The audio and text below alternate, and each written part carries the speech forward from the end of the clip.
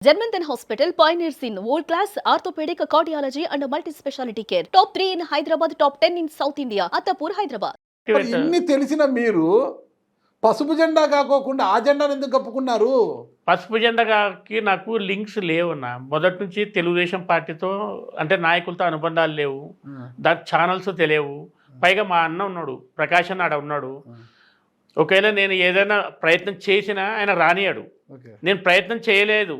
వాళ్ళ robin Sharma team పిలిచింది కాబట్టి ఒకసారి పోయి వాళ్ళతో చర్చలు జరిపినాను, అంతేగాని నా అంతకు నేను చేయలేదు. నాకు ఆ ఛానల్స్ లేవు. ఎందుకంటే మొదటి నుంచి మేము కాంగ్రెస్ పార్టీలో ఉండి తెలుగుదేశం పార్టీతో కొట్లాడినాను, మళ్ళీ వైఎస్ఆర్ పార్టీలో ఉండి తెలుగుదేశం పార్టీతో కొట్లాడినాను. నాకు తెలుగుదేశం పార్టీలు నాకు ఎప్పుడు ప్రత్యర్థులుగానే కనపడతారు, కానీ మధ్యలో బీజేపీకి వెళ్ళారు కదా మీరు. నా సర్వైవల్ కోసం నేను అందరిని నన్ను మర్చిపోయే పరిస్థితి ఉంది. మర్చిపోయే పరిస్థితుల్లో నేను ఒకటి ఉన్నాను, నేను రాజకీయాల్లో ఉన్నానని చెప్పుకోవడానికి బీజేపీ లేకపోయి నేను ప్రజలే పోయినాను. ప్రజలే పోయినాక నాకు ఒక వేదిక కావాలా? కాదన్నా, కోట్ల కుటుంబము నేనున్నానయ్యా అని చెప్పుకునే పరిస్థితికి వచ్చిందంటే ఏమైందన్న పరిస్థితి? అదే నా బాధ ఇప్పుడు. ఎందుకంటే కుటుంబంలో అత్యంత ఎక్కువ పనిచేసిన నేనే. మీరు అన్ని రకాలుగా మీ పెద్దనాన్నకు ప్రతి విషయములో అండాదండకుండా మీరు, అది ఎవరు కాదన్నది కోట్ల హరిచక్రపాణి రెడ్డి గారే, అది అందరికీ తెలిసిన విషయమే, నాకు కూడా తెలుసు.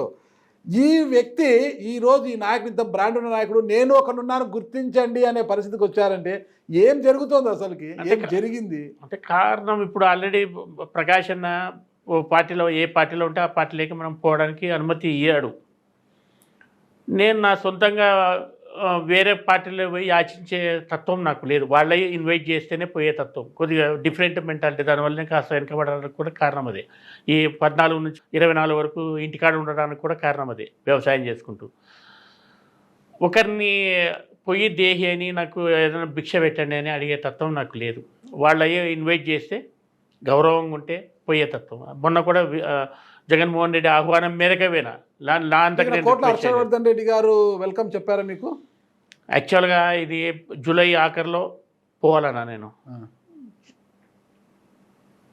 ఇండైరెక్ట్గా నాకు తెలిసిన సమాచారం హర్ష అడ్డం పడినాడు అని, అందుకనే ఏప్రిల్ వరకు ఆగింది. అది 9 నెలలు ఆగింది.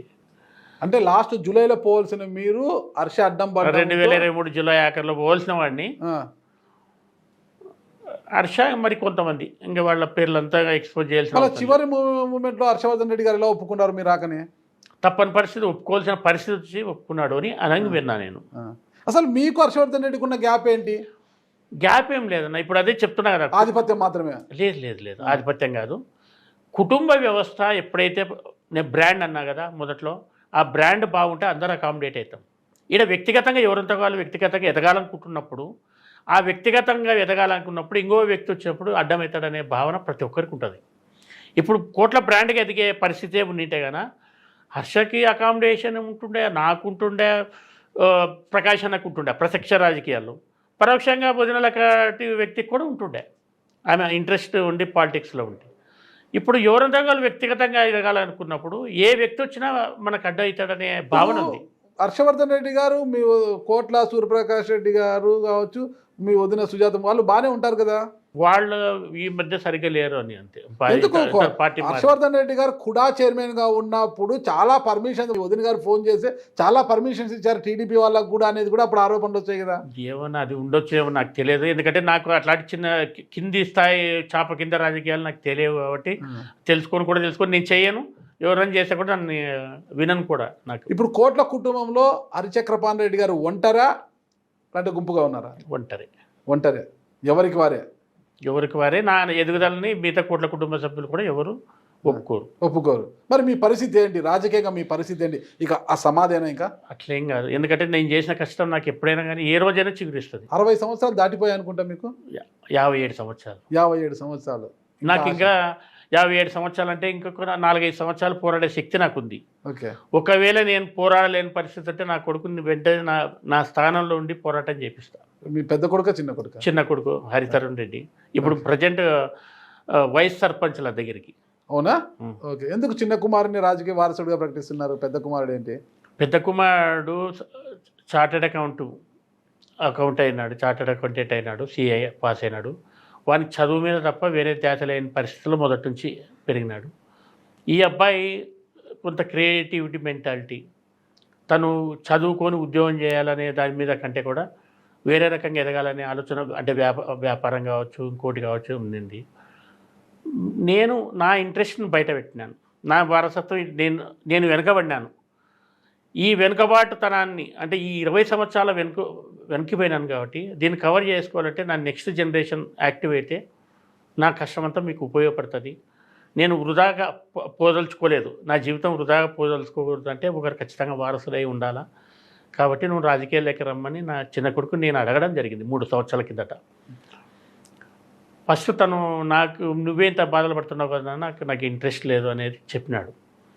లేదన్నా నా కష్టం వృధా పోకూడదంటే నువ్వు కంపల్సరీ నువ్వు రాజకీయాల్లో ఉండే తీరాల, యాక్టివ్ కావాలంటే దాన్ని ఒప్పించి గ్రామంలో వైస్ సర్పంచ్గా వార్డు మెంబర్ పోటీ చేయించినాం. వార్డు మెంబర్కి తను ఇష్టపడతలేడు. నేను రాజకీయం ఎంట్రీ ఇంత చిన్న పోస్టుకి నేను పోటీ పడాలనా అని అన్నాడు. ఎదగడానికి పెద్ద పదవి అవసరం లేదు, చిన్న పదవి నుంచే స్టార్ట్గా భగవంతుడు నీకు ఇచ్చేది ఉంటే ఈయనే వార్డు మెంబర్కి గెలిపిస్తాడు, లేదనుకో నిన్ను రాజకీయాల్లోకి తీసుకురావు. ఈరోజు టీడీపీలో ఒక ఎంపీటీసీ నుంచి డైరెక్ట్ ఎంపీ అయిపోయాడు కదా నాగరాజు గారు. అదే మా అబ్బాయి ఒక్క ఓటుతో గెలిచినాడు వార్డు మెంబర్గా. మా ప్రకాష్ అన్న, హర్ష తీవ్రంగా ఓడించడానికి ప్రయత్నం చేసినాడు మా అబ్బాయిని. కానీ ప్రజలు అండగా ఉన్నారు కాబట్టి సర్వోత్తమ రెడ్డి కుటుంబం, అంటే మా నాన్నకు సంబంధించిన వారసత్వాన్ని పోగొట్టుకునే సిద్ధంగా లేరు. అందుకని నా కొడుకుని గెలిపించుకోవడం జరిగింది. మా అబ్బాయి వైస్ సర్పంచ్ కూడా కావడం జరిగింది. ఎందుకంటే ప్రకాష్ రెడ్డి వర్గీయులు 4 మెంబర్లు అయితే, హర్షవర్ధన్ రెడ్డి వర్గీయులు 4 మెంబర్లు వేస్తే మా మనుషులు సర్పంచ్తో పాటు 6 మంది మెంబర్స్ కూడా గెలవడం జరిగింది. సర్పంచ్ నాకు సంబంధించిన క్యాండిడేట్ గెలిచడం జరిగింది, 6 మంది వార్డు మెంబర్ గెలిచడం జరిగింది. నా అబ్బాయి వైస్ సర్పంచ్ కావడం జరిగింది.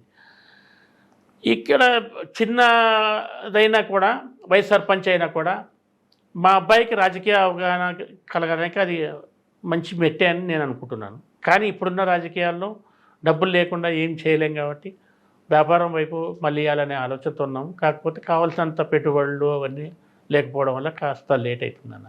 సుమన్ టీవీలో మీ పర్సనల్ అండ్ బిజినెస్ ప్రమోషన్స్ కోసం కింది నెంబర్కి కాంటాక్ట్ చేయండి.